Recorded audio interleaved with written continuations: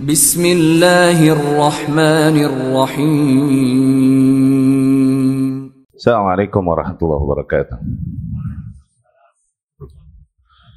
Bismillahi walhamdulillahi wa qad kafa wassalatu wassalamu ala sayyidil mustafa wa ala alihi wa ashabihi wa man kanu bi atharihi muqtafa amma ba'd.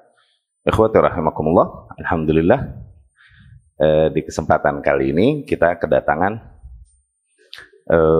salah seorang di antara pengajar, ya, pengajar di Madinah, juga di Masjid Quba, ya, Syekh Mu'adz bin Umar Syamri hafizahullah, ya. Sebagaimana pernah kami sampaikan, beliau datang dalam kesempatan kali ini untuk memberikan kuliah di beberapa tempat, ya. Dan alhamdulillah kedatangannya nih, pertama dia berbagi waktunya dengan kita di sini di Tangerang, alhamdulillah. Dan materi yang akan dibahas sebagaimana telah dijanjikan akan membahas tentang tema wala dan bara, ya. Tentang tema wala dan bara. Wala dan bara, ikhwati rahimakumullah, untuk yang mungkin belum paham istilah tersebut, wala dan bara ini berbicara tentang kesetiaan dan keberlepasan diri. Ini dua hal yang bertentangan, antara seperti misal syirik dan tauhid, sunnah dan bid'ah. Ini dua hal yang bertentangan. Akhirnya adalah nilai-nilai yang diwajibkan ke atas seorang muslim untuk membenarkan, mempercayai, membela, bergabung. Ini yang dibilang wala, kebersetiaan kita kemana, loyalty. Dan dituntut dari seorang muslim ada pengingkaran dengan segala bentuknya juga kepada hal-hal yang sifatnya syirik, bid'ah, syubhat, hal-hal yang bertentangan dengan nilai-nilai yang datang dari Allah dan Rasulnya Sallallahu Alaihi Wasallam. Inilah bara, keberlepasan diri, disavowal dengan segala bentuknya, okay? Mengingkari, memusuhi, tidak meyakini, dan lain-lain dengan segala bentuk pengingkaran. Pembahasan inilah wala dan bara yang akan kita bahas di kesempatan kali ini. Kira-kira artinya demikian. Nah, Syekh kemudian akan menyampaikan materinya sekitar hal itu insyaallah. Tafadhal ya Syekh. Alhamdulillahi Rabbil Alamin, wa sallallahu wasallam wa baraka ala nabiyyina Muhammadin wa ala alihi wa ashabihi ajma'in. Amma ba'd, fa usikum wa nafsi bi taqwallahi azza wa jalla وطاعته وطاعة رسوله صلى الله عليه وسلم والتناصح فيما بينكم ثم اعلموا أن خير الكلام كلام الله وخير الهدي هدي محمد صلى الله عليه وسلم وشر الأمور محدثاتها وكل محدثة بدعة وكل بدعة ضلالة وكل ضلالة في النار. Syekh hafizahullah membuka dengan khutbah yang kita kenal dengan nama khutbatul hajah, ya. Setelah bersalawat dan bersalam, setelah berhamdalah pada Allah Subhanahu wa taala, kemudian beliau bersalawat kepada Rasulnya Sallallahu Alaihi Wasallam, dan kemudian memperingatkan apa yang diperingatkan selalu oleh Rasul Sallallahu Alaihi Wasallam seringkali di dalam pembukaan khutbahnya, bahwasanya sebaik-baiknya petunjuk adalah petunjuk yang datang dari Allah Subhanahu wa taala dan dibawakan oleh Rasulnya Sallallahu Alaihi Wasallam. Dan seburuk-buruknya jalan adalah kebid'ahan. Dan sesungguhnya setiap kebid'ahan adalah sebuah bentuk kesesatan yang kelak akan bertempat di neraka. Ya, tafadhal. أولا أتقدم بالشكر الجزيل والثناء الجميل للإخوة عموما المنسقين، وعلى رأسهم الشيخ رياض على حسن التنسيق والاستضافة، فجزاهم الله خير الجزاء. Syekh hafizahullah membuka dengan appreciate, yakni dia berterima kasih banyak kepada para ikhwah dan kepada para panitia diberikan kesempatan untuk berada di sini bersama kita semua. هذا الموضوع وهو موضوع الولاء والبراء هو من أهم من أهم المسائل، بل هو أصل من أصول الإسلام، وإنما وقع الاختيار عليه لضعفه عند كثير من الناس والتباسه، فوجب التنبيه على أهميته وعظيم منزلته في الدين وبيان بعض المسائل الملتبسة فيه. Tema yang akan kita bahas adalah tema tentang wala dan bara. Sesungguhnya tema ini adalah di antara nilai-nilai usul di dalam Islam, ya. Namun dikarenakan kejahilan yang lebih merata di antara para kaum muslimin, sehingga para kaum muslimin lebih banyak yang tidak mengetahui dan mengenal hal tersebut. Maka tema pada kesempatan kali ini akan berbicara tentang hal itu insyaallah dan menjelaskan beberapa perkara yang berkaitan dengan hal tersebut insyaallah. Lu semah. Al-wala'u ma'nahu al-qurb. تقول فلان يلي فلان يعني أنه يأتي بعده قريب منه وهذا يلزم منه أنه يحبه. Wala secara bahasa, secara etimologi artinya al-qurb, kedekatan. Ya. Ketika dikatakan fulan yali fulan, si fulan yali yakni dekat dengan si fulan.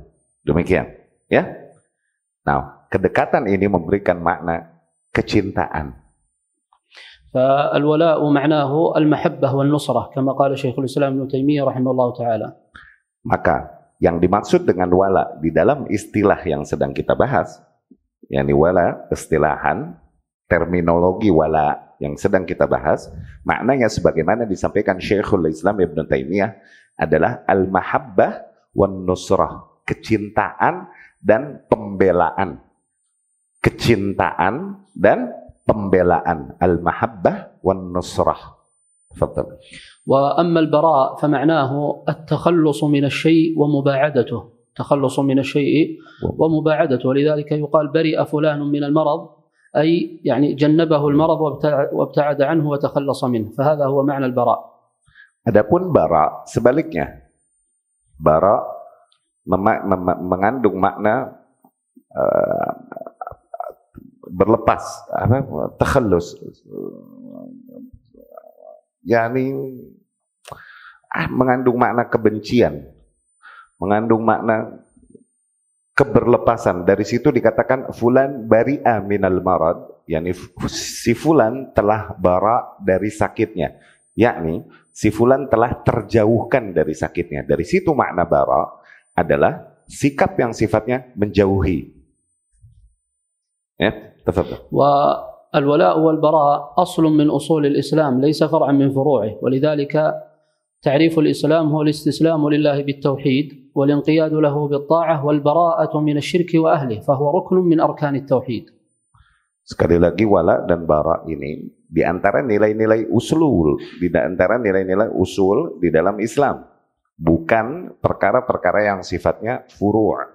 Dikarenakan Islam maknanya adalah al-istislam, ya, yakni al-inqiyad lillah, ketundukan total kepada Allah Subhanahu wa taala dan keberlepasan diri dari segala nilai dan bentuk kesyirikan.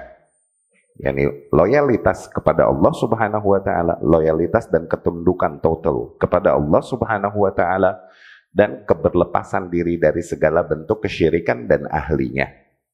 فلا إسلام إلا بولاء وبراء، ولذلك كلمة التوحيد لا إله إلا الله فيها البراء من المعبودات وإثبات الألوهية لله وحده، فهي مشتملة على البراء.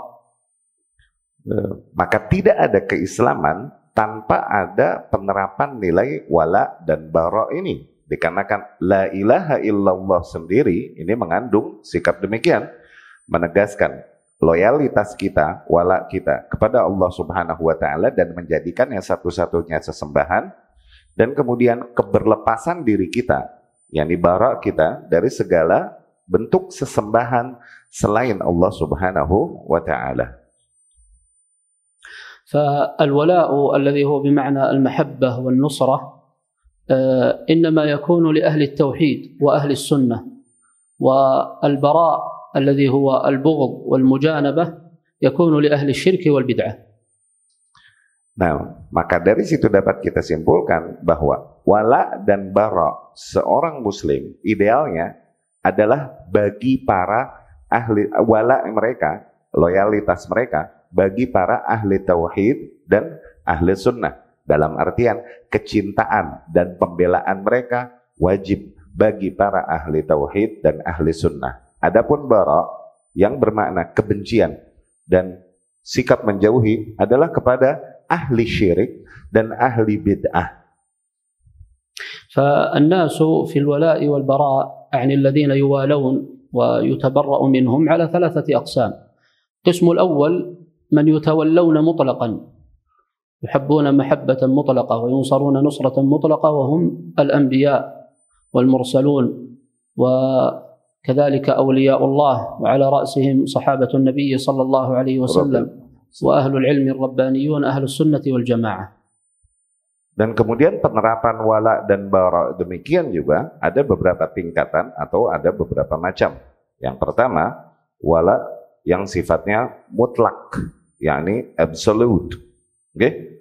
Demikianlah wala terhadap kepada para utusan-utusan Allah Subhanahu wa taala, para rasul dan para nabi alaihi wassalatu wassalam, dan juga kepada para patokan umat dari para salafus saleh, sahabat, tabi'in, tabi'ut tabi'in radhiyallahu anhum, dan juga kepada para ahli ilmu di antara umat ini. القسم الثاني من يتبرأ منهم براءة مطلقة وهم الكفار أهل الشرك. Dan kemudian yang kedua adalah mereka yang kita berbara. Yang pertama tadi kita jelaskan wala yang mutlak, wala yang absolut. Sekarang bara yang mutlak. Sebaliknya, bara berlepas diri yang sifatnya mutlak adalah kepada para orang-orang kafir, para orang-orang ahlu syirk dan para ahlu al-bid'ah dan lain-lain.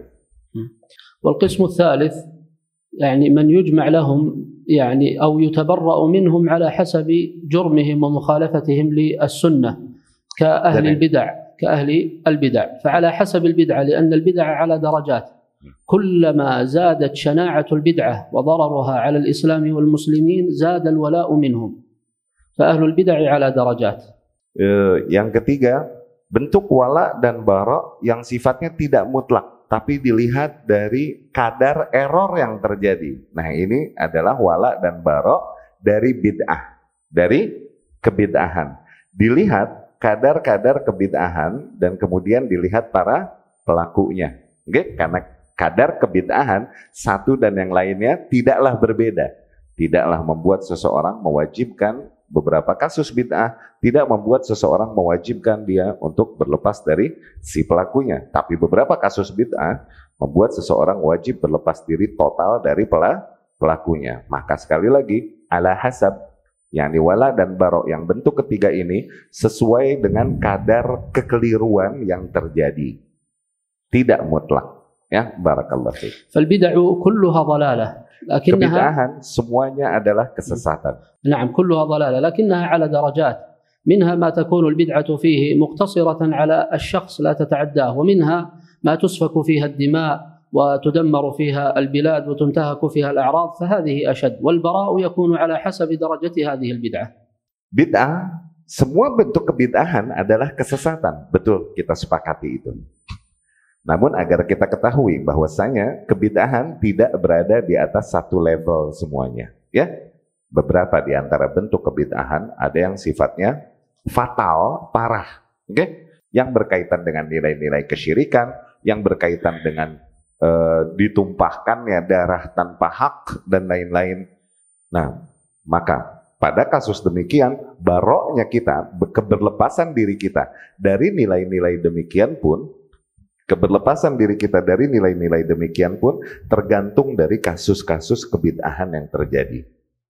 ومسألة الولاء والبراء يعني تأتي أهميتها لأنها حق من حقوق الله وحق رسوله صلى الله عليه وسلم. Permasalahan wala dan bara ini menjadi permasalahan yang sangat urgent, yang sangat penting. Dikarenakan ini adalah di antara hak-hak Allah Subhanahu wa taala dan Rasulnya sallallahu alaihi wasallam yang harus dipenuhi oleh seorang muslim.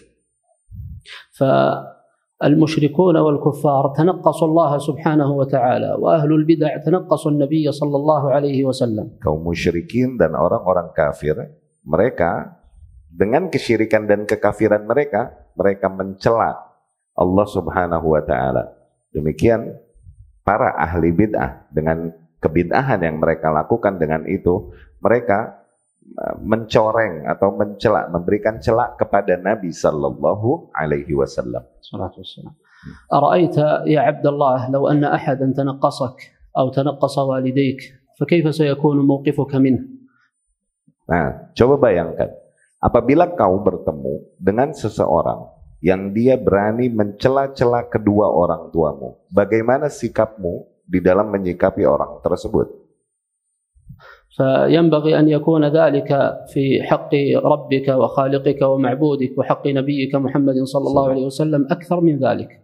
Maka tentunya hak Allah dan hak Rasulnya sallallahu alaihi wasallam lebih layak dan lebih wajib untuk kau berikan pembelaan daripada hak kedua orang tuamu.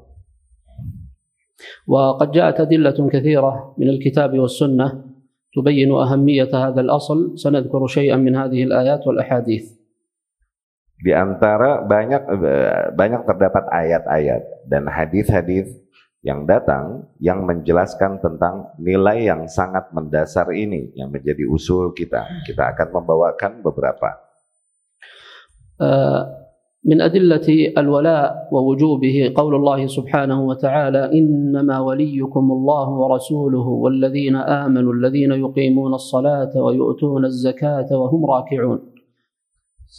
Di antara dalil-dalilnya yang menegaskan nilai wala dan bara ini adalah firman Allah Subhanahu wa taala. Sesungguhnya wali kalian, yakni pihak-pihak yang layak kalian berikan kesetiaan kalian, loyalitas kalian kepada mereka adalah Allah dan Rasulnya sallallahu alaihi wasallam dan orang-orang yang beriman. Walladzina amanu alladzina yuqimuna as-salata wa yu'tuna az-zakata, yaitu mereka yang senantiasa mendirikan salat dan menunaikan zakat. ثم قالوا من يتولى الله ورسوله والذين آمنوا فإن حزب الله هم الغالبون. شاهد من الآية قوله إنما فهي في اللغة أداة حصر، يعني أنه لا يكون لك ولي إلا هؤلاء. Yang menjadi titik tekan dari ayat-ayat tersebut adalah firman Allah Subhanahu wa taala pada katanya innama. Innama di sini di dalam bahasa Arab memberikan makna hasr, pembatasan. Okay? Sesungguhnya wali-wali kalian hanyalah Allah Subhanahu wa taala, Rasulnya dan orang-orang yang beriman. Maknanya, kalian hanya boleh memberikan loyalitas kalian, kesetiaan kalian kepada Allah Subhanahu wa taala, kepada Rasulnya sallallahu alaihi wasallam dan kepada orang-orang yang beriman. ومثلها قول الله سبحانه وتعالى إنما المؤمنون إخوة فيها حصر الأخوة على أهل الإيمان. Sebagaimana firman Allah Subhanahu wa taala yang lain ketika Allah berfirman innamal mu'minuna ikhwah, sesungguhnya orang-orang yang beriman adalah saudara. Di dalam makna ayat tersebut terdapat makna pembatasan dari kata innama tersebut. Maknanya tidaklah kita bersaudara kecuali dengan orang-orang yang sama-sama beriman. ومن الأدلة على وجوب البراء وأهميته في دين الإسلام قول النبي صلى الله عليه وسلم ثلاث من كن فيه وجد بهن حلاوة الإيمان. Dan di antara dalil-dalil dari hadis-hadis Nabi sallallahu alaihi wasallam yang menggambarkan sifat wala dan bara demikian juga adalah di antaranya yang disabdakan beliau sallallahu alaihi wasallam. Bahwasanya beliau bersabda, terdapat 3 hal yang apabila seseorang merasakan 3 hal tersebut, maka di situ dia menemukan manisnya keimanan, ya, manisnya rasa keimanan. Al-awwal an yakuna Allah wa rasuluhu ahabba ilaihi mimma siwahuma. Yang pertama, ketika Allah Subhanahu wa taala dan Rasulnya sallallahu alaihi wasallam menjadi sesuatu yang paling dicintai olehnya daripada segala hal lain. ثانية أن يحب المرء لا يحبه إلا لله. Yang kedua, ketika seseorang mencintai orang lain, namun tidaklah dia mencintainya kecuali hanya dikarenakan Allah Subhanahu wa taala, yakni sebagai bentuk ibadahnya kepada Allah Subhanahu wa taala. الثالثة أن يكره أن يعود في الكفر ككراهيته أن يلقى في النار. Yang ketiga adalah ketika seseorang begitu benci untuk kembali kepada nilai-nilai kekufuran, yakni begitu dia benci dan tidak mau untuk kembali kepada nilai-nilai kekufuran, sebenci dia untuk dilemparkan ke dalam api neraka. فهذه الثلاثة هي الولاء والبراء وبها يذوق العبد حلاوة الإيمان. Nah, tiga hal tersebut di dalam tiga hal tersebutlah terdapat nilai wala dan bara. Ya, dan dari hal tersebutlah seorang hamba dapat merasakan manisnya keimanan. Ya. ومن أدلة وجوب البراء والولاء والبراء قول النبي صلى الله عليه وسلم أوثق عرى الإيمان الحب في الله والبغض في الله. Juga di antara hadis Nabi Shallallahu Alaihi Wasallam yang menggambarkan nilai al-wala dan bara, ketika Nabi bersabda Shallallahu Alaihi Wasallam, "Awthaqu ural iman," sekuat-kuatnya tali keimanan adalah mencintai karena Allah, membenci karena Allah. العروة هي حلقة يستمسك بها الشخص فأقوى وأوثق عرى الإيمان الحب والبغض في الله، فإذا لم يكن عنده ذلك فلا شيء يستمسك به من الإيمان، فمعناه انتفاء الإيمان عمن لا ولاء ولا براء عنده.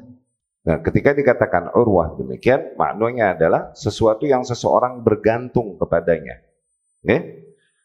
Dan yang paling kuat adalah nilai kecintaan dan kebencian bagi Allah Subhanahu wa ta'ala. Maka ketika tidak ada nilai tersebut pada diri seorang hamba, yakni tidak ada nilai wala dan bara tersebut pada diri seorang hamba, hakikatnya maka tidak ada keimanan pada hamba tersebut.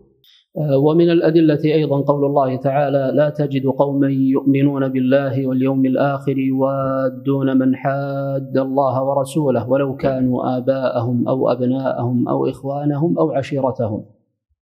Dan di antara dalil-dalilnya juga yang menggambarkan wala dan bara ini adalah firman Allah Subhanahu wa taala, di mana Allah berfirman, sungguh kau takkan menemukan orang-orang yang memang mencintai Allah Subhanahu wa taala dan Rasulnya sallallahu alaihi wasallam, mereka membela atau mencintai orang-orang yang memusuhi Allah dan Rasulnya sallallahu alaihi wasallam. Kalaupun itu adalah sedekat-dekatnya kerabat dengan kerabat mereka, kalaupun ayahnya sendiri, kalaupun anaknya sendiri, kalaupun saudara-saudaranya sendiri.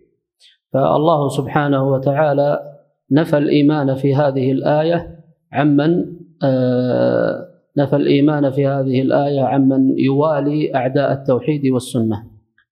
Di ayat ini jelas Allah Subhanahu wa taala menafikan nilai keimanan dari orang-orang yang memberikan loyalitasnya kepada para ahli syirik dan para ahli bid'ah, yang memusuhi ahli tauhid dan ahli sunnah.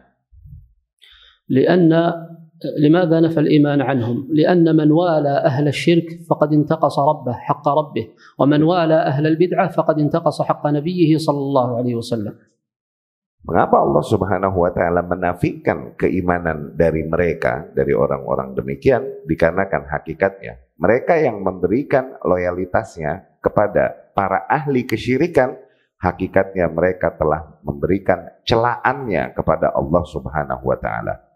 Dan mereka yang memberikan loyalitasnya kepada ahli bid'ah, dengan itu mereka telah memberikan celaan kepada Rasulnya sallallahu alaihi wasallam. وقد طبق هذا البراء خليل الرحمن قدوة الأنبياء والمرسلين وكافة أهل التوحيد إبراهيم عليه الصلاة والسلام. Sungguh yang banyak juga menjadi contoh di dalam penerapan nilai wala dan bara adalah bapaknya para nabi dan tauladannya para nabi dan rasul Allah Subhanahu wa taala, yaitu Ibrahim alaihi salam. قال الله تعالى وإذ قال إبراهيم لأبيه وقومه إنني براء مما تعبدون إلا الذي فطرني فإنه سيهدين وإذ قال إبراهيم. Nah, Ibrahim berkata ingatlah ketika Ibrahim alaihi salam, Allah Subhanahu wa taala berfirman menggambarkan sikap Ibrahim alaihi salam. Dan ingatlah ketika Ibrahim alaihi salam berkata kepada ayahnya, sesungguhnya aku berlepas diri dari segala hal yang kalian ibadahi selain Allah. Hanya kepada Allah lah Subhanahu wa ta'ala, yakni aku memberikan seluruh bentuk penghambaan diriku, Allah Subhanahu wa ta'ala yang telah menciptakanku. وإذ قال إبراهيم لأبيه وقومه إنني براء مما تعبدون إلا الذي فطرني فإنه سيهدين ثم قال وجعلها كلمة باقية في عقبه يعني أن هذه البراءة هي ملة إبراهيم في الذين يتبعونه على ملته. Ibrahim alaihissalam berkata, sesungguhnya Allah Subhanahu wa ta'ala yang menciptakanku akan memberikan hidayahnya, yakni bimbingannya kepadaku. Dan inilah yang Ibrahim yang kemudian dijadikan kalimat atau sebuah sikap yang berangkat dari keimanan yang bertahan pada Ibrahim alaihissalam dan keturunannya. فمن اختل عنده هذا الأصل وهو الولاء والبراء فليس على ملة إبراهيم التي أمرنا باتباعها. Maka barang siapa yang tidak menerapkan nilai-nilai wala dan bara demikian di dalam kehidupannya, maka hakikatnya dia tidak berada di atas jalan yang sama, agama yang sama dengan agama yang dibawakan oleh Ibrahim alaihi salam. ولذلك أمرنا الله سبحانه وتعالى بالاقتداء به والائتساء به في قوله قد كانت لكم أسوة حسنة في إبراهيم إذ قال لأبيه. Dan dari situ Allah Subhanahu wa taala telah memberikan kita perintah untuk menjadikan Ibrahim alaihissalam sebagai tauladan yang kita contoh dan ikuti. Allah Subhanahu wa taala berfirman, sungguh telah ada bagi kalian pada Ibrahim alaihissalam sebuah contoh yang baik. Inna Ibrahim kana ummah, yani qudwah. Sesungguhnya Ibrahim alaihissalam adalah seorang umat. Azid bayanan ya Syekh Azid. Seorang umat yang seringkali diungkapkan di dalam bahasa Arab, yakni seseorang yang dimana kualitas diri pada satu individu ini bagaikan kualitas yang ada pada satu umat dikumpulkan semua, ditaruh di satu individu. Nah, inilah ungkapan bahasa Arab, dia seorang umat. No, padahal dia satu individu. Demikian ungkapan bahasa Arab makna umat. Ya, barakallah. Tafadhal Syekh. Fi tafsir ummah. فسر أمة لها. لفظة أمة أتت في القرآن على 4 معاني. معنى أمة bisa ditafsirkan ke dalam 4 makna. المعنى الأول هم الجماعة من الناس. Umat yang pertama maknanya adalah bisa jadi sebuah kelompok dari manusia. كما قال تعالى وجد عليه أمة من الناس يسقون, يعني جماعة من الناس. المعنى الثاني الدين والملة. Makna yang kedua umat artinya adalah agama atau sebuah keyakinan. يعني الدين يقال أمة الإسلام, يعني دين. كما قال تعالى إنا وجدنا آباءنا على أمة, يعني على دين. Sebagaimana Allah berfirman, sesungguhnya kami menemukan ayah-ayah kakek nenek moyang kami di atas sebuah umat, yakni di atas sebuah konsep beragama. Maka di antara makna umat adalah satu formula beragama. المعنى الثالث هو الوقت من الزمن كما قال تعالى والذكر بعد أمة, يعني وقت من الزمن. Makna yang ketiga dari ummah adalah sebuah fase dari zaman. Okay? Sebuah fase dari perjalanan waktu. Ya, dari situ Allah Subhanahu wa taala berfirman, dan ingatlah setelah beberapa zaman, ba'da ummah. سورة يوسف. المعنى الرابع هو القدوة والأسوة كما قال تعالى إن إبراهيم كان أمة, يعني قدوة. Dan makna yang keempat dari umat ini adalah al-qudwah wal uswah. Tauladan, contoh. Dari situ dikatakan tentang Ibrahim, inna Ibrahim kana ummah. Sesungguhnya Ibrahim alaihissalam adalah seorang umat, yakni seseorang yang dijadikan sebagai tauladan dan contoh bagi hamba-hamba Allah yang lain. كلمة أمة في الأصل في اللغة العربية لها 8 معان الوارد منها في القرآن والمستعمل هي هذه الأربعة. Masih banyak makna-makna lain tentang umat dari kata makna umat ini di dalam Al-Quran, tapi yang umum adalah yang 4 ini. نظمها شيخنا الشيخ محمد بن علي بن آدم الإثيوبي رحمه الله تعالى بقوله، هذه لا تترجم يعني بس لمن أراد أن يستفيدها. قال: ولفظ أمة أتت 8 فمن يريد يسمع بأذن صاغية، جماعة كذاك أتباع الرسل، ورجل جامع خير قد نبل، وملة حين ومن بدينه انفرد بالأم اختما. وملة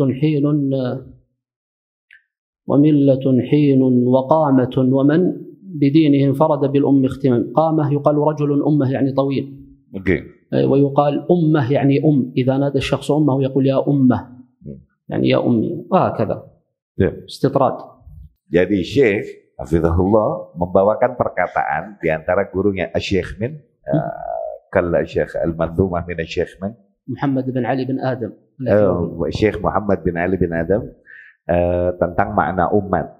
Di antara maknanya ada 8 makna. Ada 8 makna yang kemudian disebutkan dalam bentuk manzumah, dalam bentuk bait-bait pantun atau syair sebagaimana yang Syekh sebutkan, tapi kata Syekh nggak usah diterjemahkan semuanya. Kata beliau demikian. نرجع إلى الموضوع. الله سبحانه وتعالى جعل إبراهيم لنا قدوة في هذا الأمر وهو البراءة ممن خالف التوحيد والسنة. Nah, Allah Subhanahu, kita kembali kepada materi kita, kepada tema kita. Allah Subhanahu wa taala menjadikan Ibrahim alaihissalam sebagai ummah atau sebagai contoh dalam sikapnya di dalam berlepas diri dan pengingkarannya terhadap nilai-nilai kesyirikan dan orang-orang yang berada di dalam kesyirikan dan kekufuran. وقال تعالى أيضا: قد كانت لكم أسوة حسنة في إبراهيم، أسوة يعني قدوة، قد كانت لكم أسوة حسنة في إبراهيم والذين معه إذ قالوا لقومهم إنا براء منكم ومما تعبدون من دون الله. Dan Allah juga Subhanahu wa taala berfirman, sesungguhnya telah ada bagi kalian tauladan yang baik pada Ibrahim alaihissalam dan pada orang-orang yang beriman bersama Ibrahim alaihissalam ketika mereka berkata kepada kaumnya, sesungguhnya kami berlepas diri dari apa yang kalian semua sembah. وأيضا طبق هذا الأصل وهو الولاء والبراء نوح عليه السلام لما تبرأ من ابنه. Demikian juga di antara contoh individu-individu yang menerapkan nilai wala dan bara ini adalah Nuh alaihi salam. Rasul Nuh alaihi salam, ketika beliau alaihi salam berkata kepada anaknya, tadi Ibrahim alaihi salam berlepas diri dari bapaknya. Sekarang Nuh alaihissalam di antara contoh yang berlepas diri bahkan dari anaknya. وأيضا فإن النبي صلى الله عليه وسلم طبق هذا الأصل في براءته من عمه الذي رباه وهو أبو طالب لما مات على الشرك.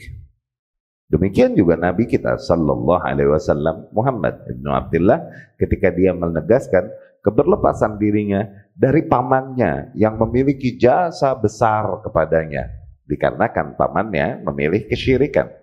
مع أنه رباه في صغره حتى كبر وكان أبو طالب يحب النبي صلى الله عليه وسلم ومع ذلك تبرأ منه عليه الصلاة والسلام لما مات على الشرك.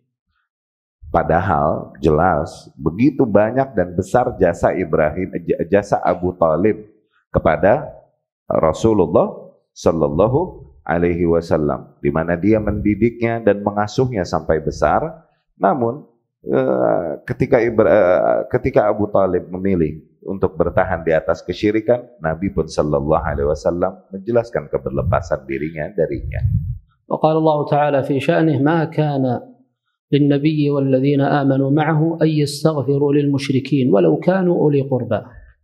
Allah Subhanahu wa taala berfirman di dalam kasus Abu Talib ini menegur nabinya sallallahu alaihi wasallam.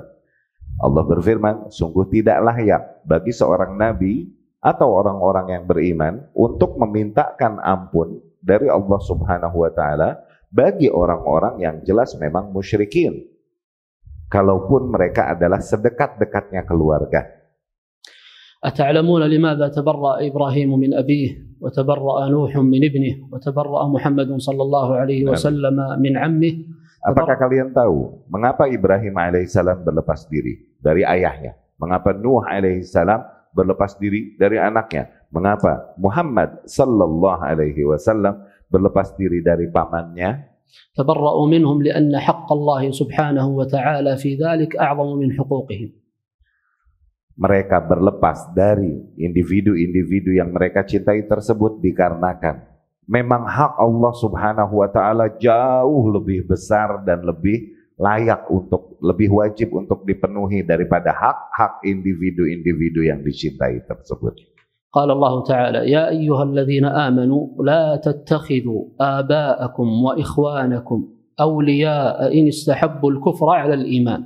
Allah Subhanahu wa taala berfirman, wahai orang-orang yang beriman, janganlah kalian menjadikan para ayah-ayah kalian dan saudara-saudara kalian sebagai wali bagi kalian apabila mereka lebih memilih kekufuran daripada keimanan. ثم قال ومن يتولهم منكم فإنه منهم. Dan barang siapa, dan kemudian Allah berfirman, dan barang siapa yang masih saja memberikan walaknya kepada mereka, maka hakikatnya ia termasuk dari golongan mereka. Inna Allah la yahdi al-qawm adh-dhalimin. Sesungguhnya Allah tak akan memberikan hidayahnya kepada kaum yang berbuat kezaliman. Thumma qala qul in kana aba'ukum.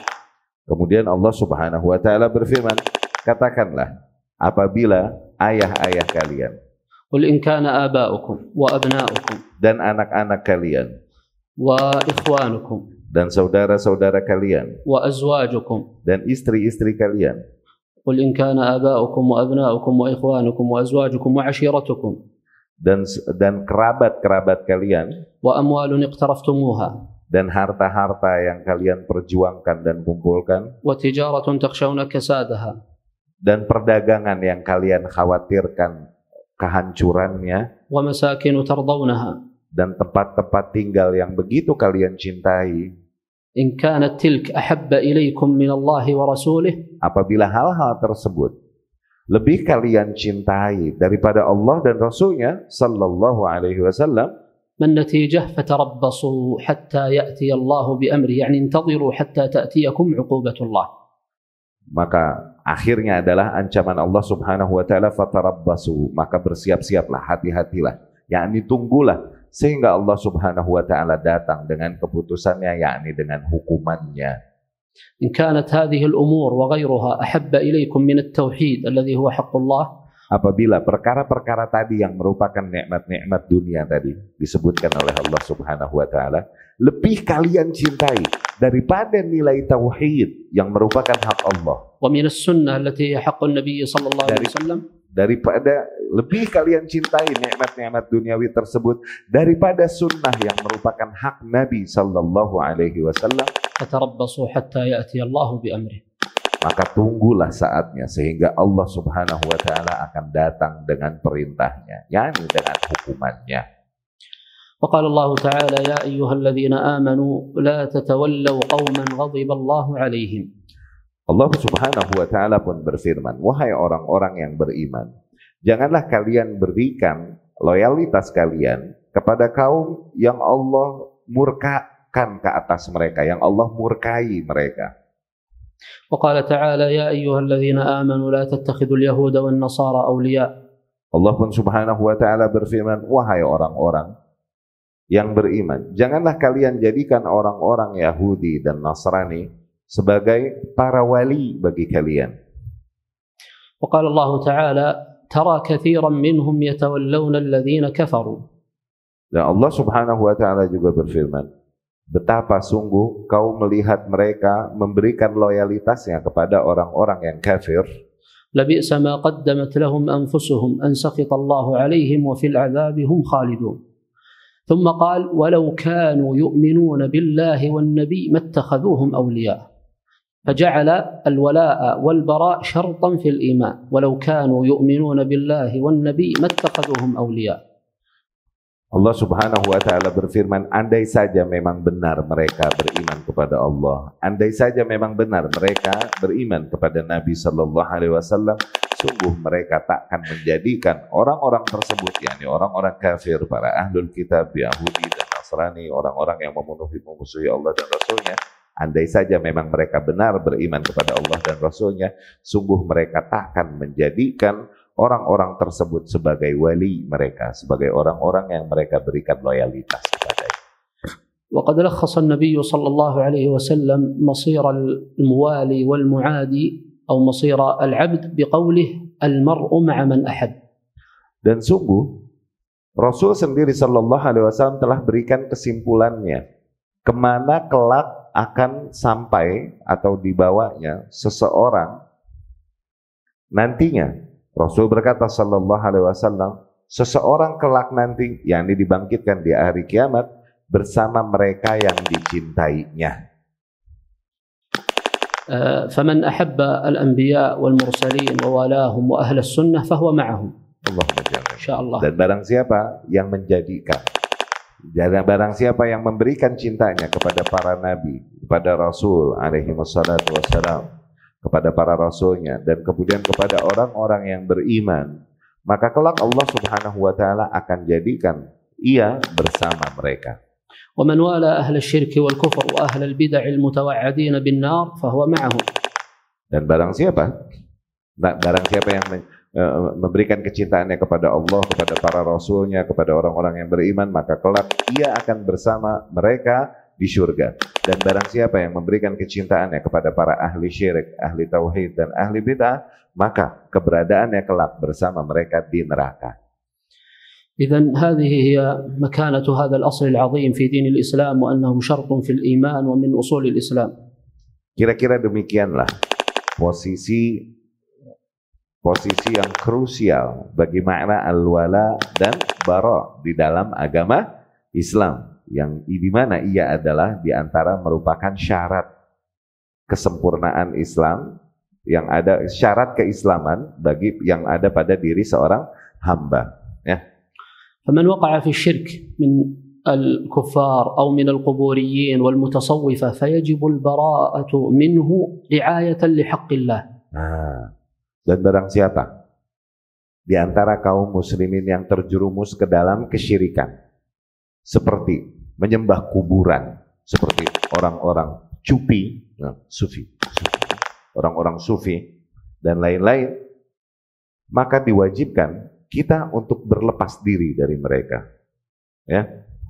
الدعاء حق لله فمن صرفه لغير الله فقد انتقص حق الله. Dikarenakan doa adalah hak milik Allah Subhanahu wa taala saja. Nah, barang siapa yang memberikan doanya atau berdoa kepada hal lain selain Allah, maksudnya adalah sebagaimana kebiasaan mereka yang menjadikan kuburan-kuburan keramat tempat untuk berdoa, okay? Maka dengan itu ia telah merampas apa yang menjadi hak Allah Subhanahu wa taala, dan dengan itu ia telah mencela Allah Subhanahu wa taala. Al-istighatsatu haqqullah, faman sarafaha li ghairi Allah faqad intaqasa haqqallah. Demikian juga istighatsah, meminta pertolongan, itu hanyalah hak prerogatif milik Allah Subhanahu wa taala. Maka barang siapa yang beristighatsah kepada hal lain selain Allah Subhanahu wa taala, seperti kepada orang-orang soleh atau orang-orang yang diagungkan dan dikeramatkan di kuburan-kuburan mereka, dengan itu mereka telah merampas hak Allah dan telah memberikan celaannya kepada Allah Subhanahu wa taala. فمن صرف منها شيئا لغير الله فقد انتقص حقا من حقوق الله. Dan barang siapa yang mempersembahkan di antara bentuk-bentuk ibadah tersebut kepada hal lain selain Allah Subhanahu wa taala, maka dengan itu ia telah mencela Allah Subhanahu wa taala, telah merampas apa yang menjadi milik Allah Subhanahu wa taala. فما هو موقفك يا عبد الله ممن ينتقص خالقك ورازقك ومعبودك وإلهك؟ Maka pertanyakan kepada diri kalian masing-masing, bagaimana sikapmu kepada orang-orang yang mencela Allah Subhanahu wa taala, zat yang memang menciptakanmu, yang memberikanmu rizki dan menghidupkanmu. بقدر ما يعظم العبد هؤلاء القبوريين والمتصوفة بقدر تعظيمه لهم بقدر انتقاصه من حق ربه.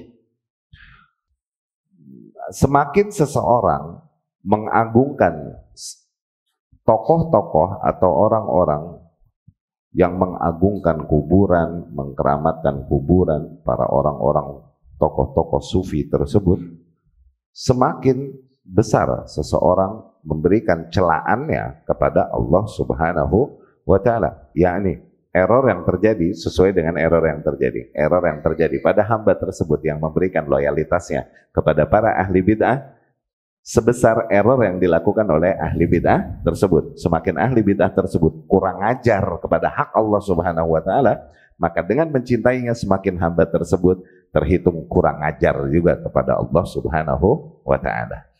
فمن أحب هؤلاء القبوريين المتصوفة لأجل ما يقومون به فهو كافر مثلهم باتفاق أهل السنة. Maka barang siapa yang mencintai para ahli kubur tersebut dan para mutasawwifah, para orang-orang sufi tersebut, dikarenakan praktek yang mereka lakukan itu, yakni dikarenakan praktek kesyirikan yang mereka mencintainya, maka dengan itu terbatalkanlah keislamannya. Demikian sebagaimana disepakati umat, yakni apabila dia mencintainya dikarenakan praktek kesyirikan yang dilakukannya, ya. وأما من أحبهم لأجل غرض من أغراض الدنيا ومصالحها فهو مرتكب لكبيرة من كبائر الذنوب.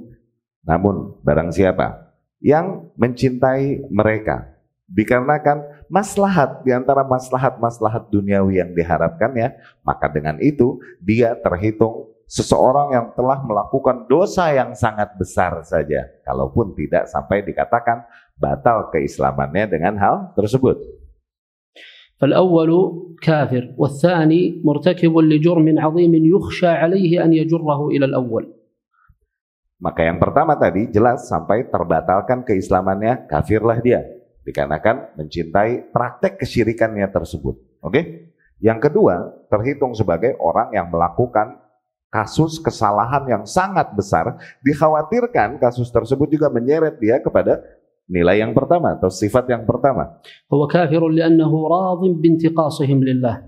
Dikhawatirkan yang kedua nih, kalaupun terhitung hanya berdosa besar, dikhawatirkan dengan kecintaannya tersebut, kalaupun hanya karena maslahat duniawi yang ada pada para ahli syirik tersebut, dikhawatirkan terhitung dia meridhoi kesyirikan-kesyirikan yang dilakukan oleh para ahli syirik tersebut. فيجب على كل مسلم وجوبا مؤكدا أن يراجع حاله مع هذا الأصل العظيم. Maka setelah memahami hal ini, wajib seorang muslim untuk selalu mengevaluasi dirinya masing-masing. Bagaimana sikapnya di dalam menerapkan nilai ini di dalam kehidupannya. وكذلك أهل البدع هم منتقصون للنبي صلى الله عليه وسلم. Demikian pula para ahli bid'ah.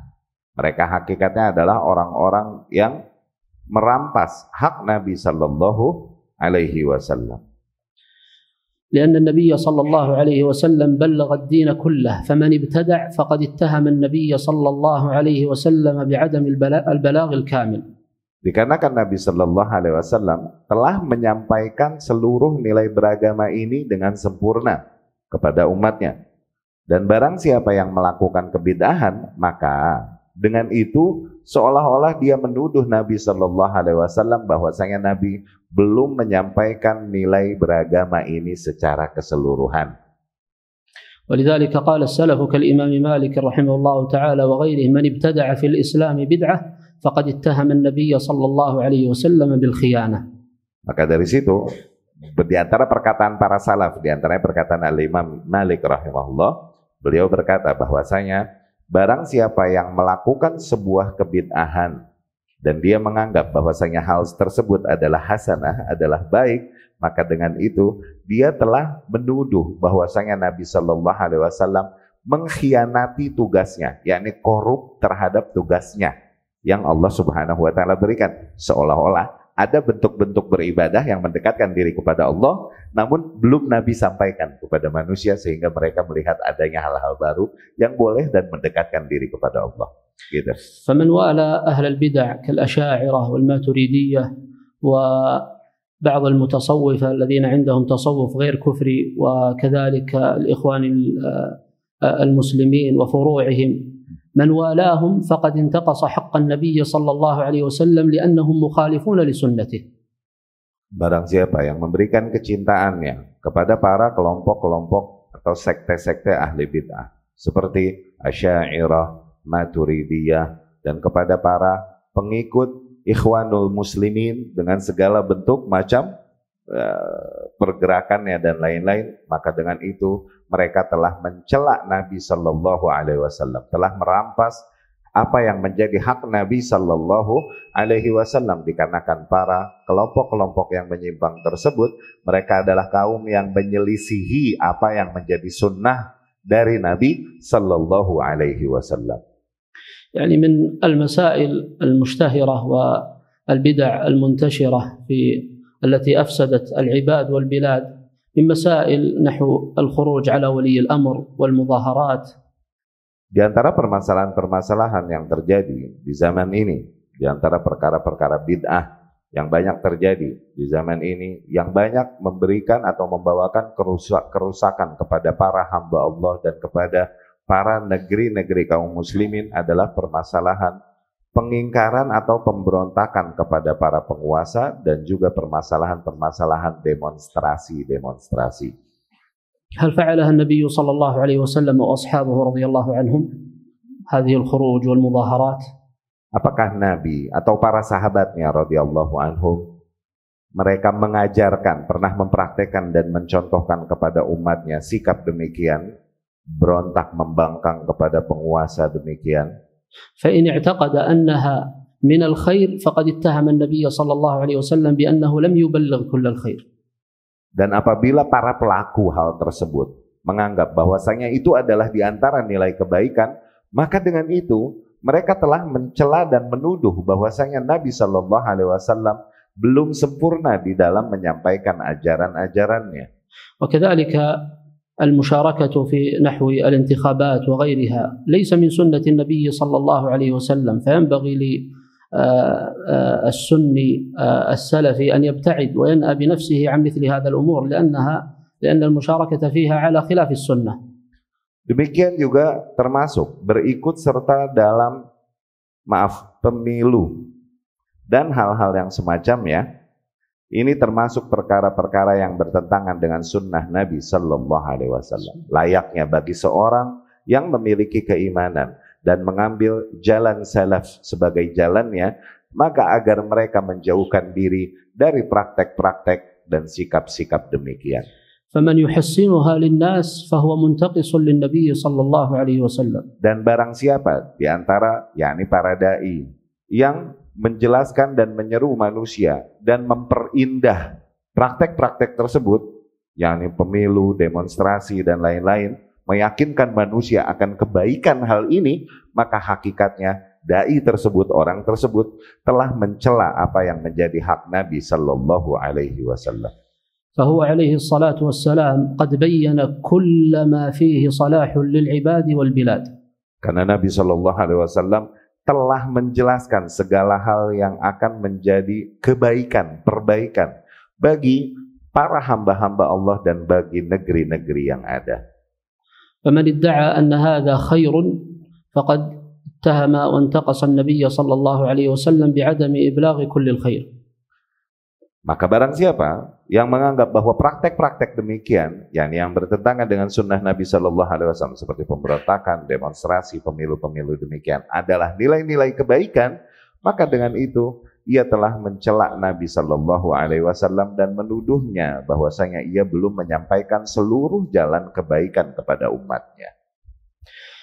طيب إذا تبين هذا فكيف تكون مواليا للموحدين وأهل السنة وما هي الأمور التي تعادي بها أهل الشرك والبدعة. Apabila kita telah memahami ini semua, lalu yang kita akan pertanyakan adalah bagaimana cara kita memberikan loyalitas kita kepada para ahli tauhid dan ahli sunnah dan berlepas diri dari para ahli syirik dan ahli bid'ah. من ذلك محبتهم. Yang pertama adalah dengan mencintai mereka, yakni mencintai para ahli tauhid dan ahli sunnah. فيحب أهل التوحيد وأهل السنة ويبغض أهل الشرك وأهل البدعة. Agar seseorang menanamkan rasa cintanya, menumbuhkan rasa cintanya kepada para ahli tauhid dan ahli sunnah, yakni mereka yang menerapkan nilai-nilai tauhid dan sunnah dan menyerukannya kepada manusia, ya. Dan agar mereka menanamkan kebenciannya, pengingkarannya terhadap para ahli syirik dan ahli bid'ah. ومن الولاء لأهل التوحيد والسنة الدعاء لهم بالخير. Dan di antara juga bentuk loyalitas seorang hamba kepada ahli tauhid dan ahli sunnah adalah agar ketika ia senantiasa mendoakan, memberikan, memanjatkan kepada Allah doa-doanya bagi para ahli tauhid dan ahli sunnah. Tentunya doa-doa kebaikan, ya. Tentunya doa-doa kebaikan bagi para ahli tauhid dan ahli sunnah. ومن الولاء لأهل التوحيد والسنة التألم إذا أصيب أحدهم بمصيبة إن هذا من الولاء له. Dan juga di antara bentuk loyalitas kita kepada ahli tauhid dan ahli sunnah adalah ketika kita pun merasa tersakiti dan menderita ketika tersakitinya seorang ahli tauhid, tersakitinya seorang ahli sunnah, tersakitinya mereka adalah juga kesedihan dan derita untuk kita. ومن الولاء لأهل التوحيد والسنة اتباع الجنازة والسلام ورد السلام وغيرها مما يزيد الألفة والمودة. Juga di antara bentuk loyalitas kepada ahli tauhid dan ahli sunnah adalah mengantarkan jenazah mereka dan segala bentuk macam nilai-nilai yang baik di dalam hubungan hubungan sosial dengan mereka. وأما أهل البدع فأهل البدع ليسوا على درجة واحدة. Adapun para ahli bid'ah, ketahuilah, ahli bid'ah tidak berada semuanya di atas satu level yang sama. منهم الداعية إلى البدعة ومنهم الأتباع فيها. Di antara para ahli bid'ah ini, di antara mereka adalah ada orang-orang yang menjadi para penyeru kepada kebid'ahannya. Di antara mereka ada orang-orang yang hanya pelaku yang mengikuti para penyeru tersebut. Pelaku kebid'ahan yang mengikuti para penyeru kebid'ahan tersebut. الداعية إلى البدعة هو الذي يدعو الناس إلى الدخول فيها ويحسنها ويناظر عنها. Para ahli bid'ah yang pertama tadi adalah orang-orang yang menyeru manusia kepadanya, memperindah bagi para manusia, membawakan dalil-dalil, membuat manusia terlena, meyakinkan manusia akan kebid'ahannya ini seolah-olah itu hal yang benar, ya. Demikian maksudnya memperindahnya, menghiasinya bagi para manusia. وقد فرق السلف بين هذين الصنفين أعني الداعية إلى البدعة وغير الداعية حتى في باب الرواية كالإمام أحمد رحمه الله. Sehingga para salaf pun demikian mereka menyikapi para pelaku bid'ah. Mereka membaginya dua, antara para pelaku bid'ah dan penyeru kepadanya, antara pelaku bid'ah dan orang yang mengikutinya saja. Mereka, para salaf, membedakan riwayat dari masing-masing tipe pelaku bid'ah tersebut. Yani kedua-duanya adalah para pelaku bid'ah, tapi yang satu pelaku bid'ah yang menyeru kepada kebid'ahannya, dan kemudian biasanya kalau dia menyeru kepada kebid'ahannya, dia ofensif kepada ahlus sunnah, menyerang ke ahlus sunnah. Biasanya itu begitu. Oke? Dan yang tipe kedua hanya para pelaku bid'ah saja yang dalam artian mengikuti para ahli bid'ah tersebut. Nah, di dalam riwayat juga itu dibedakan. Di dalam penerimaan riwayat yang datang dari orang-orang tersebut pun demikian dibedakan oleh salaf rahimahullah. فمن كان داعية إلى البدعة فإنه يهجر باتفاق أهل السنة. Para salaf berkata, apabila riwayat tersebut datang dari seseorang yang aktif menyerukan kepada kebid'ahannya. Tuh, kalau menyeru kepada kebid'ahan berarti otomatis dia ofensif sama ahlus sunnah ya. Oke? Kalau mau dikata mah ahli bid'ah harbi itu.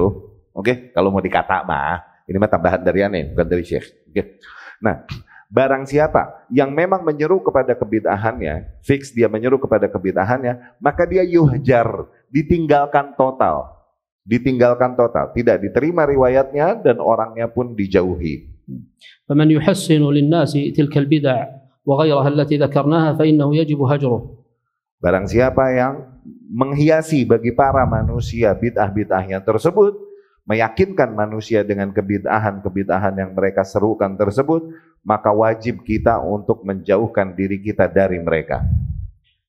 وكذلك ينبغي تحذير الناس منه وهذا بالإجماع كما قال شيخ الإسلام ابن تيمية رحمه الله. Barakallahu. Dan juga bukan hanya wajib kita meninggalkan dan menjauhkan diri dari para penyeru bid'ah dan dari orang-orang yang menghiasi kebid'ahannya, meyakinkan manusia dengan hal itu. Bukan hanya kita wajib untuk meninggalkan mereka. Wajib juga bagi kita untuk mentahdzir, yakni memperingatkan para manusia dari keburukan mereka sehingga para manusia pun menjauhi mereka. Demikian kesepakatan yang disampaikan oleh para ulama sebagaimana yang disampaikan oleh Syekhul Islam Ibn Taimiyah rahimahullah. بل جعل الإمام أحمد رحمه الله تعالى ذلك أفضل من الصلاة والصيام والاعتكاف. Bahkan sikap tersebut Imam Ahmad rahimahullah menjadikan yakni sikap menegaskan sunnah dan mengingkari ahli bid'ah, memperingatkan manusia dari keburukan dan dari para ahli bid'ah. Imam Ahmad rahimahullah menjadikan sikap dan praktek tersebut adalah sebuah ibadah yang lebih mulia daripada sholat, daripada puasa, daripada beriktikaf. لأنه لما سئل عن ذلك قال صلاته واعتكافه وصيامه لنفسه وكلامه في أهل البدع لعامة المسلمين وانتصارا لدين الله. Imam Ahmad rahimahullah ketika ditanya tentang hal tersebut, yakni wahai imam, mana yang lebih baik? Seseorang melaksanakan sholat, puasa, dan lain-lain, atau membicarakan ahli bid'ah, yakni mentahdzir para ahli bid'ah, menyampaikan tahdzirannya kepada para manusia. Imam Ahmad berkata rahimahullah, apabila dia sholat, dia berpuasa, dan dia beriktikaf, maka kebaikannya hanya bagi dirinya saja. Namun apabila dia memperingatkan manusia dari para ahli bid'ah, maka kebaikannya bagi dirinya dan bagi para kaum muslimin yang lain. Itu tentu lebih utama daripada yang pertama. ولذلك اتفق أهل السنة على عد الرد على أهل البدع والتحذير منهم عدوه من الجهاد في سبيل الله. Dari situ para salaf bersepakat dan menganggap sikap menyikapi ahli bid'ah dan memperingatkan manusia, menjelaskan kepada para manusia keburukan dan penyimpangan mereka adalah di antara bentuk-bentuk perjuangan, bentuk-bentuk jihad di jalan Allah Subhanahu wa taala. الذي هو أعظم العبادات. Yang dimana itu adalah merupakan bentuk ibadah yang paling agung, di antara bentuk ibadah yang paling agung. بل عند جمهور أهل العلم أن الجهاد في سبيل الله أفضل النوافل. Bahkan jumhur ulama menganggap bahwasanya berjihad di jalan Allah adalah bentuk amalan-amalan nafilah yang paling mulia. Nafilah yakni amalan yang tidak wajib. Oke? Jamaknya nawafil. Nah, para jumhur ulama berkata bahwasanya berjihad adalah bentuk nawafil, nafilah yang paling afdol, yang paling utama. طيب إذا علمت هذا فقد ذكر شيخ الإسلام ابن تيمية وغيره كالشوكاني وغيرهم أن الكلام في أهل البدع أعظم من قتال الكفار ومجاهدتهم. Nah, bayangkan hal tersebut. Apabila kau telah mengetahuinya, ketahuilah bahwasanya Syekhul Islam Ibn Taimiyah rahimahullah, Imam Syaukani dan lain-lain menegaskan juga bahwasanya membicarakan para ahli bid'ah, memperingatkan manusia dari para ahli bid'ah, ini jauh lebih mulia dan agung daripada mengangkat senjata memerangi orang-orang kafir sendiri. فإذا كان الجهاد عند جمهور أهل العلم من أفضل العبادات وجهاد الدفاع عن السنة هو أعظم أنواع الجهاد فهو أفضل أنواع النوافل. Apabila kita telah pahami bahwasanya jihad tadi adalah di antara bentuk ibadah yang paling mulia, maka bentuk jihad dalam rangka menjaga tauhid dan sunnah, menjaga kemurnian tauhid dan sunnah adalah tentunya di antara bentuk perjuangan yang paling mulia, yang lebih agung dari yang pertama. بل قد يكون واجبا على المستطيع إذا حصل من ذلك المبتدع الضرر على أديان الناس. Bahkan bisa jadi sikap tersebut menjadi wajib, terutama bagi orang-orang yang memiliki kemampuan di dalam menyikapi seorang ahli bid'ah yang memang dia membawakan doror, membawakan penyimpangan, membawakan bahaya bagi agama para manusia. Akhirnya terkenalah kewajiban orang yang mampu mengingkarinya nih, agar dia untuk mengingkarinya, yani wajib ta'ayyan alaih, menjadi wajib atasnya untuk mengingkari ahli bid'ah tersebut. هذا الكلام الذي مر في المبتدع الداعية أنه يهجر ولا يسلم عليه ويحذر منه. Awas, ini semua yang kita bicarakan tadi berbicara tentang ahli bid'ah yang memang menyeru manusia kepada kebid'ahan dan mengingkari ahlus sunnah. Inilah ahli bid'ah yang harus yuhjar, dihajar, dijauhi. Ya, jangan diberi salam kepadanya dan dijauhi. Ya.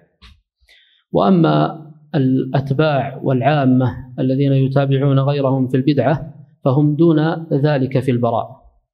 Adapun, awas, para pengikutnya, para awam yang mengikuti ahli bid'ah tersebut, ya, maka sikap kita tidak sedemikian, yakni tidak demikian kepada mereka, dikarenakan mereka hanyalah para awam yang mengikuti para ahli bid'ah tersebut di dalam kebid'ahannya. Tidaklah kita menerapkan kaidah-kaidah yang pertama tadi kepada para awam pengikutnya. ففي مسألة الهجر مثلا يهجر المبتدع من العامة إذا كان ينفعه الهجر، وأما إن كان ربما ضره فإنه لا يهجر. Misalnya di dalam permasalahan hajar, apabila di dalam menghajar si pelaku bid'ah tersebut yang merupakan awam yang mengikuti para tokoh ahli bid'ah, apabila dengan menghajarnya, maka menghajarnya dengan pertimbangan maslahat dan madarat. Apabila dengan menghajarnya akan mendatangkan manfaat baginya, membuat dia menjadi sadar bahwa yang diikutinya adalah seseorang yang keliru, maka dihajar dia. Tapi apabila dengan menghajarnya maka justru akan menimbulkan madarat yang lebih besar bagi si pelaku bid'ah awam ini, maka pada saat itu jangan dihajar dia. فإن كنت ترجو أن يعود إلى السنة فإنك تناصحه ولا تهجره، أما إن لم تكن ترجو استجابته فإنه يهجر لأنه قد يخشى أن يضرك في دينك. Apabila kau memang mengharapkannya untuk kembali kepada sunnah, untuk terbuka hatinya dan kembali kepada sunnah, maka jangan dihajar. Dekati dia dan sampaikan nasihat-nasihat kepadanya. Namun apabila memang kau yakin pengingkarannya terhadap sunnah, dan kemudian kau pun berkecil harapan darinya untuk mengikuti sunnah, maka jauhilah dia. وكذلك يناصحون وتبين لهم السنة من دون جدال كما حذر السلف من الجدال. Dan kemudian juga para pengikut bid'ah ini sampaikan nasihat dan sampaikan kepada mereka nilai-nilai sunnah, awas, tapi tanpa jidal, tanpa perdebatan. بعض أهل السنة والسلفيين ربما يجادلون بعض أهل البدع يريدون النصح لهم، لكن قد نهى السلف عن ذلك، إنما يبين لهم الحق ولا يسمع منهم شيئا. Para salaf menjelaskan, sebagian kaum muslimin seringkali mendebat para ahli bid'ah dengan tujuan untuk menyampaikan nasihat. Namun tetap para salaf melarang hal tersebut, dikarenakan ini memperdebatkan tidak. Maka yang tepat adalah sampaikan saja kepadanya nasihat, nilai-nilai yang seharusnya. Jangan kau dengar argumentasi-argumentasinya, jangan kau dengar sama sekali. لأن كثيرا من الشباب يريدون الخير في ذلك لكنهم لا يزال بهم الشيطان يدخل الشبهة في قلوبهم حتى خرج كثير منهم من السنة إلى البدعة والعياذ بالله. Dikarenakan banyak para pemuda masuk ke ranah tersebut, mendebat para ahli bid'ah dengan tujuan baik, mau menyampaikan nasihat kepada mereka, cuman syaitan terus mengincar mereka, yang ada justru syaitan memasukkan syubhat-syubhat yang dibawakan, argumentasi-argumentasi yang dibawakan para ahli bid'ah ini, sehingga masuklah ke dalam hatinya, akhirnya justru dia yang meragukan sunnah dan dialah yang meninggalkan sunnah. Ma'adzallah. ولذلك قال عمر بن عبد العزيز رحمه الله تعالى: من جعل دينه غرضا للخصومات أكثر التنقل. Dari situ Umar ibnu Abdul Aziz rahimahullah berkata, barang siapa yang menjadikan agamanya sebagai sesuatu yang senantiasa diperdebatkan, maka niscaya dia akan senantiasa berpindah-pindah, yakni pindah-pindah keyakinan. وجاء عن أيوب السختياني رحمه الله تعالى من أئمة التابعين أنه جاءه بعض أهل البدع فقالوا نريد أن نقرأ عليك آية من كتاب الله، فسد أذنيه وهرب. قالوا نريد كلمة، فأشار إليهم ولم يكلمهم، قال ولا نصف كلمة لا يسمع منهم. Demikian Ayyub as-Sikhtiyani rahimahullah ketika disampiri oleh para ahli bid'ah dan diajak berbicara. Kami ingin mendengar darimu satu kalimat atau satu surat. Lari Ayyub as-Sikhtiyani, nggak mau melayani dia, bicara dan terus dikejar. Oke lah satu kata aja biar kami mendengarnya darimu. Satu kata saja biar kami mendengarnya darimu. Kata Ayyub as-Sikhtiyani, enggak, setengah kata lagi, enggak. Demikian dia menghindarkan dirinya dari perdebatan, dari berbicara bersama para ahli bid'ah. وكذلك الإمام محمد بن سيرين الذي قيل إنه أفضل التابعين على أحد الأقوال، جلس إليه بعض أهل الأهواء والبدع وقالوا نقرأ عليك آية أو آيتين، فقال إما أن تقوموا عني وإما أن أقوم. فقالوا نقرأ عليك آية، قال لا تقرأوا ولا آية، فقاموا عنه. فسأله أحد تلاميذه لماذا يا أبا بكر قلت لهم ذلك؟ قال خشيت أن يقرأوا آية فتدخل في قلبي في غير المدخل الصحيح بتسويل من الشيطان. Demikian Imam Ibnu Sirin rahimahullah, sebagaimana dikatakan sebagian ulama bahwasanya dia diantara afdalut tabi'in. Suatu hari banyak para ahli bid'ah menghadiri kajian-kajian yang demikian.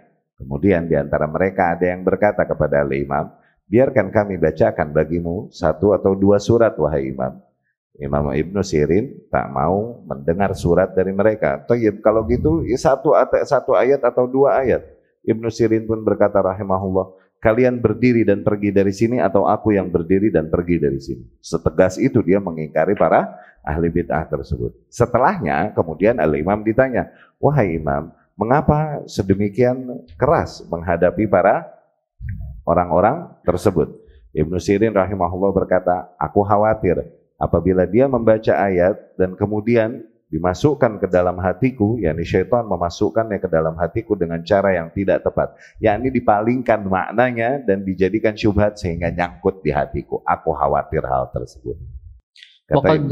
وقد عقد الإمام الآجري في كتاب الشريعة وكذلك اللالكائي في أصول اعتقاد أهل السنة بابا في ذم الخصومات ذكروا فيه عشرات الآثار عن السلف في مثل هذا الذي ذكرناه. Demikian Al-Imam Al-Barbahari di dalam Syarh Sunnah. Demikian juga Al-Imam Al-Lalikai di dalam Syarah Usul I'tiqad Ahlus Sunnah. Mereka membuat banyak bab-bab yang berbicara tentang celaan terhadap perdebatan-perdebatan, ya, memperdebatkan nilai-nilai beragama. وكذلك الآجري. Ya.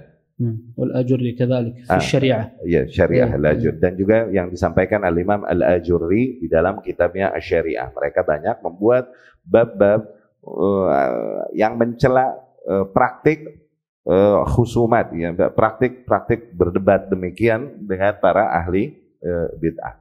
ولذلك الواجب يعني كيف تفهم آثار السلف؟ تفهم أنه إنما تبذل النصيحة من دون جدال. إذا أتيت مع شخص من أتباع أهل البدع وعامتهم أرجو منه الخير فإني أعرض عليه السنة بأدلتها، فإن أراد الجدال أعرض عنه. Maka sekali lagi kesimpulan sikap kita kepada para pelaku bid'ah, hindari berdebat dengan mereka. Apabila memang kau hendak untuk menyampaikan nasihat kepadanya, sampaikan nasihat kepadanya, sampaikan yang sunnah kepadanya dengan dalil-dalilnya. Apabila mereka hendak untuk berargumentasi membantahmu, maka tinggalkan dia segera. تعلمون لماذا كان السلف يخافون من هذا الأمر؟ لأنهم يعظمون أديانهم، يخشون أن تدخل الشبهة في قلوبهم فلا يستطيعون أن يخرجوها، فدينك يا عبد الله هو أعز ما تملك فحافظ عليه. Para salaf sangat mengagungkan hal demikian. Kenapa? Dikarenakan mereka faham betapa agama mereka dan hidayah yang ada pada mereka adalah nilai yang paling mahal dan paling berharga yang mereka miliki. Dari situ mereka begitu khawatir akan terkena syubhat-syubhat yang akan merusak agama mereka. Maka wahai para hamba Allah, sesungguhnya agama yang ada padamu adalah sesuatu yang paling agung yang kau miliki. maka maintainlah agama, hafidh alaih, yakni maintain agama tersebut, jagalah agama yang ada padamu. أختم هذه المحاضرة بقول اعرفوا حق الله سبحانه وتعالى بولاء أهل التوحيد والبراءة من أهل الشرك. اعرفوا حق الله. Aku menutup perkuliahan kita pada hari ini dengan wasiat, yaitu agar kalian kenalilah hak-hak Allah Subhanahu wa Ta'ala dan Rasulnya Sallallahu Alaihi Wasallam dengan memberikan loyalitas kalian kepada para ahli tauhid dan ahli sunnah, dan berlepas diri dari para ahli syirik dan ahli bid'ah. واعرفوا حق النبي صلى الله عليه وسلم بالولاء لأهل السنة والبراءة من أهل البدعة. ذكرتم هذا؟ ذكرت. طيب. ولو كنت على السنة وحدك، بعض الناس إذا رأى كثرة أهل البدع ربما يجاملهم ويواليهم، لا تفعل ذلك. حق النبي صلى الله عليه وسلم أعظم من حق الناس أجمعين. لا تبحث عن الكثرة، ابحث عن اتباع السنة. Sebagian manusia ketika melihat para ahli syubhat dan ahli bid'ah yang jumlahnya begitu banyak, akhirnya mereka berkecil hati ketika mereka berada di atas ahlus sunnah yang dimana jumlahnya sedikit, di atas sunnah yang jumlahnya sedikit. Akhirnya mereka mulai berlembut-lembut kepada mereka, mendekatkan diri kepada mereka. Jangan lakukan hal tersebut. Sesungguhnya hak Nabi Sallallahu Alaihi Wasallam lebih agung dan lebih wajib untuk kau jaga daripada mengikuti mereka. لو أتيت يوم القيامة وكل الناس أعداء لك خير من أن يكون رسول الله صلى الله عليه وسلم والله سبحانه وتعالى هم خصومك يوم القيامة.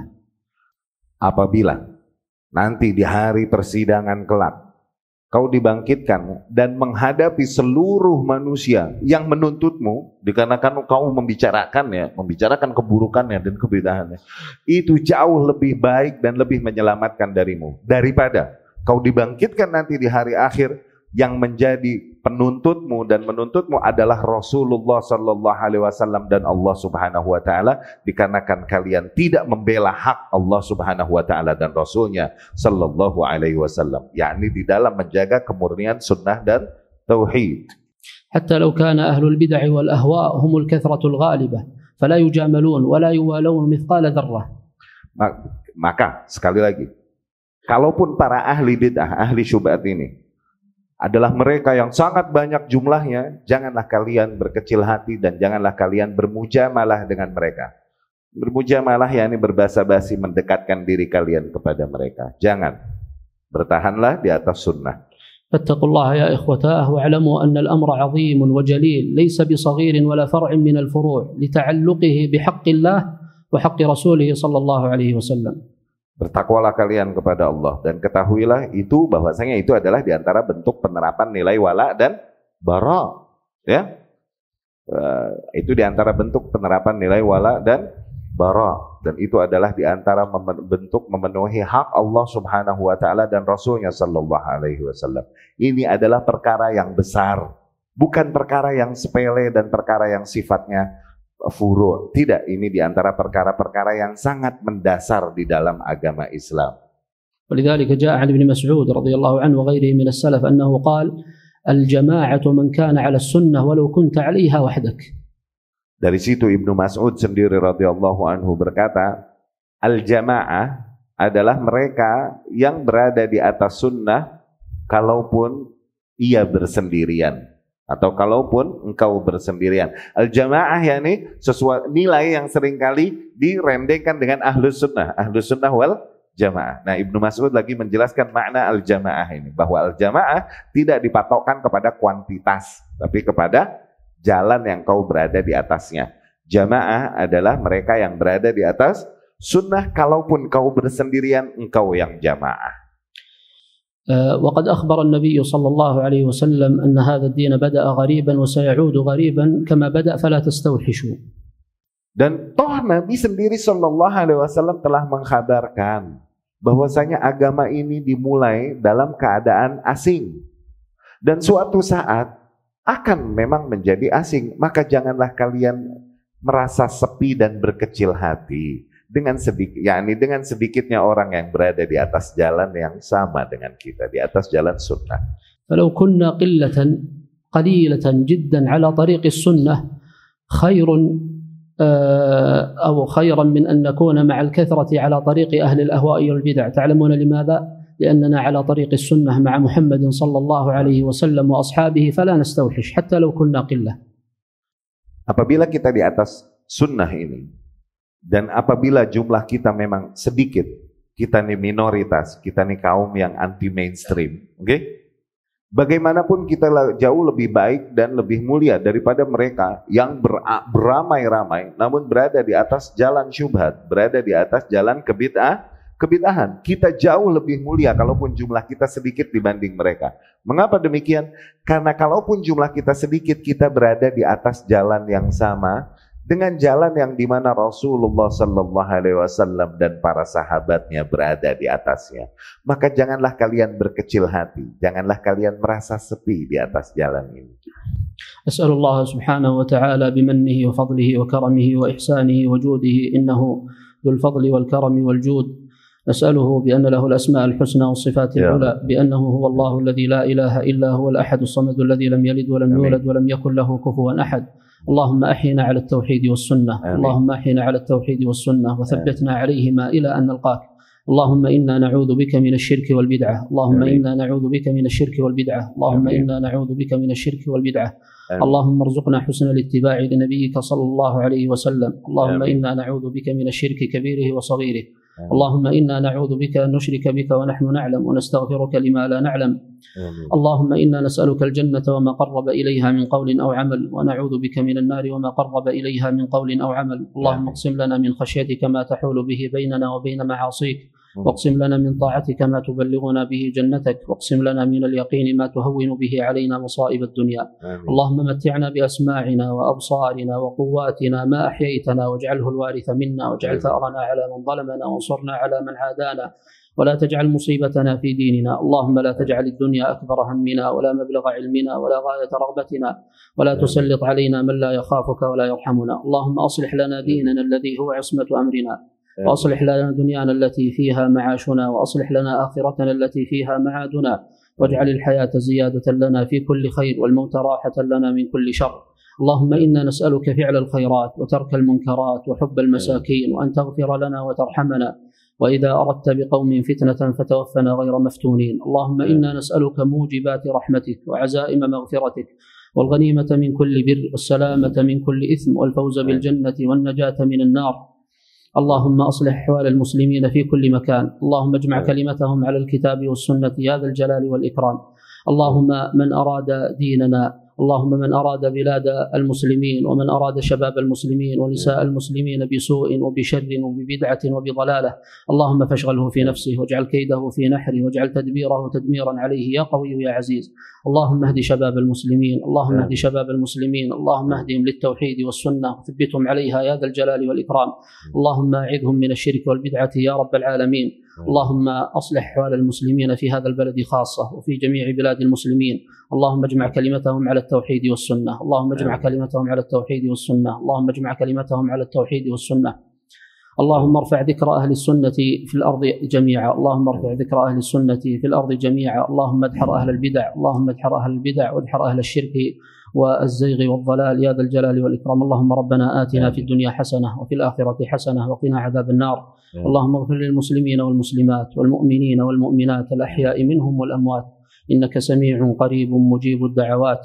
وآخر دعوانا الحمد لله رب العالمين، وصلى الله على نبينا محمد وعلى آله وأصحابه أجمعين. Alhamdulillah, ikhwati rahimakumullah. Syekh memberikan doa yang sangat jawab ya, bagi kebaikan bagi kita semuanya insyaallah. Alhamdulillah, dengan ini juga kita selesaikan muhadharah dalam kesempatan kali ini insyaallah. Di pertemuan yang akan datang, ingat hari Rabu dan Kamis depan ya, di waktu yang sama juga Syekh akan hadir di sini memberikan materi-materi yang insyaallah juga bermanfaat untuk kita semua. Terima kasih atas perhatian, waktu, peluang yang diberikan untuk bisa hadir bersama kita di sini mendengarkan tausiah atau nilai-nilai yang disampaikan oleh Syekh Mu'adz hafizahullah. Semoga Allah Subhanahu wa taala menjadikan aktivitas kita sekarang sebagai aktivitas yang kita lakukan ikhlas baginya dan sebagai bentuk amal saleh kelak di hari akhir kelak. Ya, kita tutup perkumpulan kita dengan kafaratul majlis. Subhanakallahumma wa bihamdika asyhadu an la ilaha illa anta astaghfiruka wa atubu ilaik. Syukran, jazakumullah khairan. Assalamualaikum warahmatullahi wabarakatuh.